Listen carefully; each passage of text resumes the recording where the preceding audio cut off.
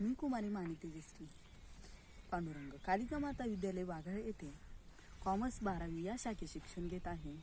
आजचा माझा बोलायचा विषय म्हणजे युवकांचे प्रेरणास्थान. लोकनेते शरदचंद्रजी पवार साहेब, पद्मविभूषित खासदार. माणसाने बनवलेला आपला माणूस म्हणजे शरदचंद्रजी पवार साहेब. क्रय शिक्षण संस्थेचे अध्यक्ष. कृषीप्रधान आणि धर्मनिरपेक्ष संस्कृती आणि परंपरा जपणाऱ्या भारत देशातील एक राजकारणातील सोनेरी पान म्हणजे शरदचंद्रजी पवार साहेब. राजकारण आणि समाजकारण यांच्या माध्यमातून केवळ राज्य नव्हे केंद्रीय पातळीवर एक महाराष्ट्रीयन नेता म्हणून आपला ठसा उमटवणारे शरदचंद्रजी पवार साहेब. अर्थातच शरदचंद्र गोविंदराव पवार यांनी आपला एक वेगळाच ठसा उमटवला.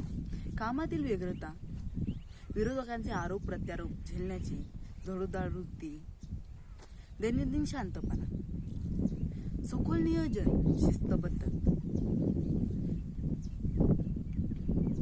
हे व्यक्तिगत गुणांच्या जोरावर काटेवाडी ते मंत्रालयीन प्रवास खूपच अल्प कालावधीमध्ये घातला.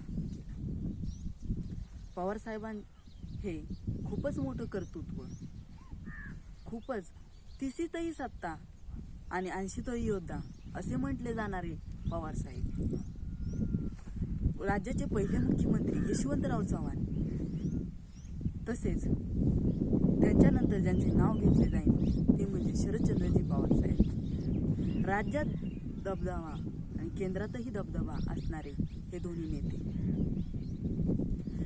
शरदचंद्रजी पवार साहेबांच्या वडिलांचे नाव गोविंद, आईचे नाव शारदा.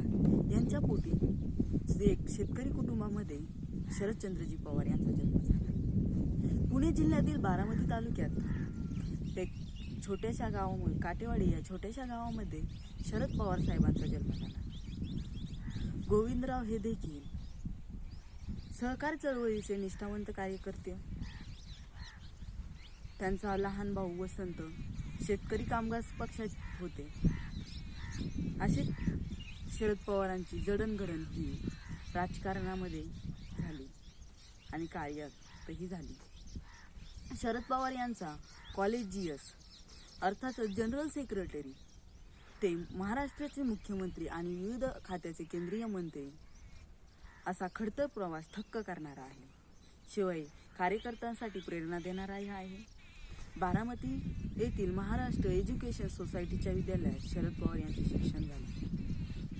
ते वयाच्या 26-27व्या वर्षी आमदार झाले. शरद पवार साहेब खूपच कमी वयामध्ये मुख्यमंत्री झाले.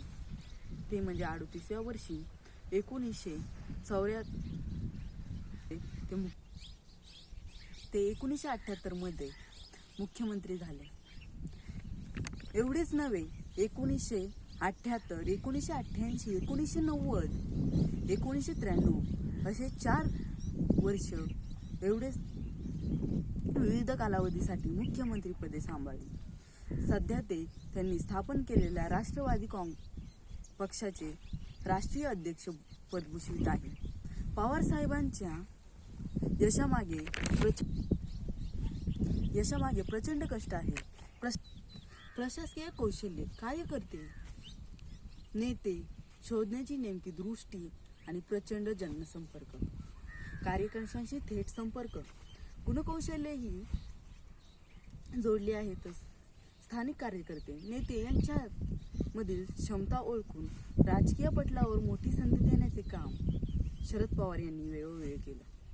पवार साहेबांचे कार्य काळात माजी सैनिकांची निवृत्ती, विकास योजना, पोलिसांची हाफ पॅन्ट जाऊन फुल पॅन्ट करण्याचे निर्णय, महाराष्ट्र सहकार क्षेत्राचा साधलेला विकास, साखर कारखान्याच्या क्षेत्रातील राज्यातील कारकिर्दीचे अनेक ठळक वैशिष्ट्य सांगता येतील.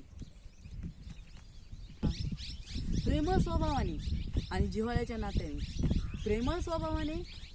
नात्याने प्रत्येकाचं मन जिंकलं